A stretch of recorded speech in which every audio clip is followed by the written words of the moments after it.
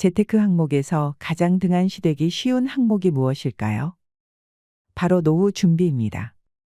내 집을 마련하는 것과 자녀의 교육부터 결혼까지 눈앞에 보이는 목표들에 집중하느라 은퇴 이후의 삶을 고민할 여력이 부족하기 때문입니다.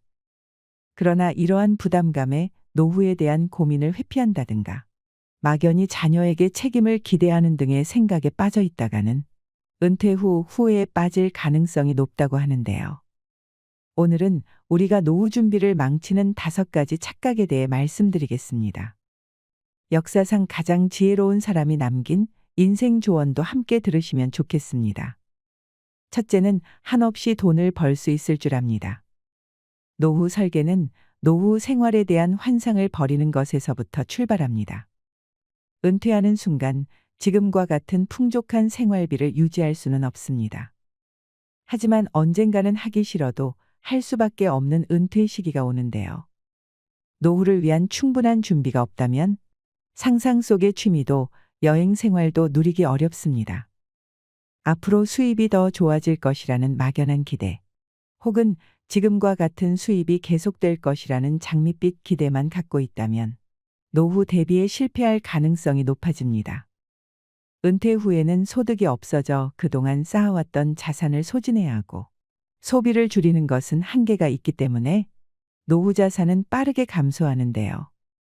이를 대비해 미리 준비하는 것이 필요합니다. 둘째는 연금의 필요성을 느끼지 못합니다. 노후 준비를 하더라도 연금의 필요성을 느끼지 못하는 경우가 많습니다. 연금저축 가입률은 갈수록 높아지고 있지만 유지율은 가입 후 1년이 지나면 90%, 5년 후에는 60%로 급락합니다. 연금 저축 지속성에 대한 뚜렷한 필요성을 찾지 못하기 때문이죠. 부동산 투자에 전 재산을 몰아넣고 노후 준비를 마쳤다고 생각하는 경우도 많은데요. 노후에는 생활비, 의료비 등 고정적으로 나가는 돈이 많기 때문에 언제나 현금화할 수 있는 자산이 반드시 필요합니다. 경제 활동을 하는 동안 국민연금을 잘 유지하고 퇴직연금을 활용하는 한편 개인연금에도 조금씩 투자하는 것이 좋습니다. 중요한 것은 연금을 유지하는 것입니다. 셋째는 자녀 지원으로 노후 준비를 대신합니다. 자녀 지원에 과도하게 지출하는 것도 큰 문제입니다. 우리나라 40, 50대가 노후 준비를 하지 못하는 이유의 65.4%가 자녀의 교육비와 결혼 지출 때문이라고 하는데요. 금융생활 보고서에 따르면 은퇴 준비에 가장 신경 써야 할 50대 가구가 매월 평균 교육비에 쓰는 돈은 108만 원에 달했고 60대 가구도 94만 원이나 됐습니다. 전문가들은 노후 준비 대신 자녀 지원에 큰 비중을 두는 것이 실수라고 지적합니다. 자녀에게 들어가는 비용은 적지 않으며 장기적인 지출이기 때문에 노후 준비까지 함께 고려해 균형에 맞는 지출이 이뤄져야 합니다. 넷째는 자녀가 노후를 책임져 줄 것이라 생각합니다. 같은 맥락에서 자녀가 나의 노후 대비책이라고 믿는 것도 큰 오류입니다. 자녀 세대가 부모를 부양하겠다는 의지가 있다고 하더라도 구조적으로 어렵기 때문입니다. 현 시대는 결혼한 자녀 2명이 양가 부모를 부양하는 시대입니다. 좀 낫더라도 자녀 4명이 부모 4명을 부양하게 되는 1:1 부양 구조이죠. 부양만 감당하더라도 부담이 되는 상황이지만 부양하려는 자녀 역시 책임져야 하는 자식이 있기 때문에 쉽지 않습니다. 부모 부양에 충분한 비용을 지출하기가 현실적으로 더 어려워지고 있다는 것입니다. 다섯째는 무언가를 배우기에 늦었다고 생각합니다. 노후 준비를 망치는 또 다른 생각은 무언가를 배우기에는 늦은 때라고 인지하는 것입니다. 머리가 굳고 습득이 느리기 때문에 혹은 이 나이에 배우는 것은 큰 의미가 없다는 생각을 하는 경우가 많은데요. 요즘엔 노후 연령이 늘어나는 만큼 제2의 직업이나 취미를 갖는 것이 매우 중요합니다. 은퇴 후 취미나 직업 없이 남은 인생을 보내는 것은 스스로를 힘들게 하는 길입니다. 오히려 노년의 시기는 치열한 성과에 집중하는 대신 삶의 의미를 완성할 수 있는 최적의 때입니다. 자신이 정말 좋아하는 일을 찾아 은퇴 이후의 건강한 삶을 조금씩 준비하는 것도 필요합니다. 지금까지 노후 준비를 망치는 5가지 착각에 대해 함께 살펴봤습니다. 노후 준비는 조금이라도 빨리 시작하는 것이 가장 중요하다고 합니다. 적은 부담으로 탄탄한 준비를 쌓아갈 수 있기 때문인데요. 현실의 많은 문제들에 치여 은퇴 이후의 삶에 대한 계획을 막연히 미뤄두셨다면 지금부터라도 현실적인 대비를 시작해 보는 게 어떨까요? 마지막으로 한 가지 재미있는 이야기를 들려드리겠습니다.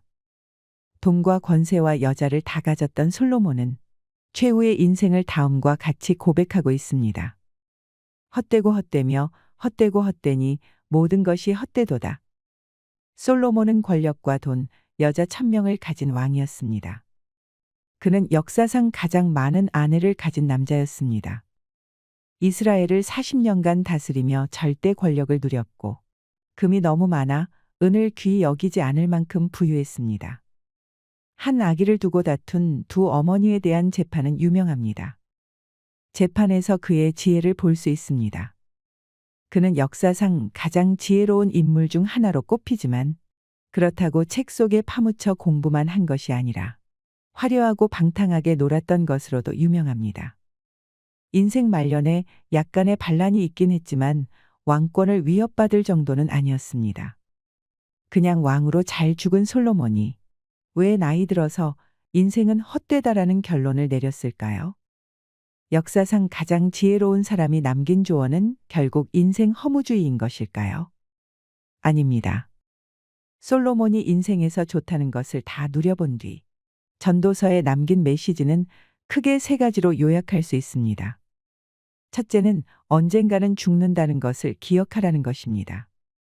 솔로몬이 헛되다고 하는 가장 큰 이유는 모든 사람이 언젠가는 죽기 때문입니다. 지혜로운 사람도 어리석은 사람도 부자도 가난한 사람도 다 죽는다는 것입니다. 심지어 그는 죽는다는 점에서는 사람이나 동물이나 마찬가지라고 합니다. 아무리 돈이나 권세를 많이 가졌더라도 죽으면 다 소용없습니다. 일평생 고생해서 쌓아놓은 부와 권세가 그것을 얻기 위해 전혀 수고하지도 않은 다른 사람들에게 넘어갈 뿐입니다. 그러니 언젠가는 죽는다는 사실을 늘 기억하며 살라는 것입니다. 둘째는 겸손하라는 것입니다. 솔로몬이 헛되다고 하는 것은 사람이 능력이 있다고, 노력한다고, 선하다고 다 좋은 결과를 얻는 것은 아니기 때문입니다. 발이 빠르다고 경주에서 이기는 것도 아니고, 똑똑하다고 돈을 많이 버는 것도 아니며, 지혜롭다고 권력을 얻는 것도 아닙니다. 아무리 잘 나가는 인생이라도 재앙의 날이 호련히 임하면 한순간에 나락으로 떨어집니다. 또 착한 사람이라고 다 복받는 것도 아니고 오히려 악인이 죽을 때까지 잘 먹고 잘 살기도 합니다. 그런데 사람은 세상이 이처럼 부조리한 이유를 다 이해할 수 없습니다. 그러니 자기 인생조차 자기 마음대로 할 수 없고 아무리 노력해도 알 수 없는 것이 있다는 사실을 인정하고 겸손하라고 합니다. 셋째는 현재를 즐기며 누리라는 것입니다. 솔로몬은 자신이 언제 어떻게 될지조차 알 수 없고 확실한 것은 언젠가 죽는다는 것밖에 없으니 살아있는 동안 기뻐하라고 합니다. 여기에서 말하는 기쁨은 먹고 마시고 수고하는 데서 만족을 얻는 것입니다. 자기에게 주어진 환경에서 수고하고 일하는 데 만족하고 노동의 대가로 얻은 소득으로 먹고 마시는 일상을 살아가는 것이 인생의 가장 큰 기쁨이라는 것입니다. 자기에게 허락된 경계 너머로 나가려고 너무 욕심내지도 말고 세상이 불공정하다며 너무 이유를 따지지도 말고 주어진 하루하루에 충실히 살라는 것입니다. 그것이 죽음으로 생명의 경계가 그어지고 지식의 한계가 있는 인간이 헛된 인생을 가장 보람 있게 사는 비결이라는 결론입니다. 특히 솔로몬의 사상은 웰다잉에 집중하고 있습니다. 행복한 죽음을 맞이하기 위해 겸손하게 재미있게 살라는 것입니다. 오늘 말씀드린 내용들을 잘 기억하셔서 지혜로운 노년의 삶을 살아가시길 바랍니다. 이상으로 시니어를 위한 모든 것, 시니어 연구소였습니다.